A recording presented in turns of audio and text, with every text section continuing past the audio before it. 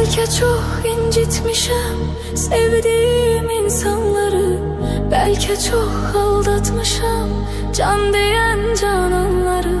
Sonda görmezden gelip ettiğim nöksanları, var ümidim affedersen sen beni.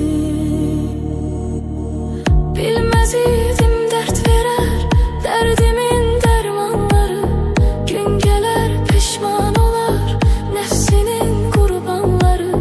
Dünya taxtinden salar şahları sultanları, etibarsiz dünyaya etibar etmek günahdır. İntihar etmek günahdır.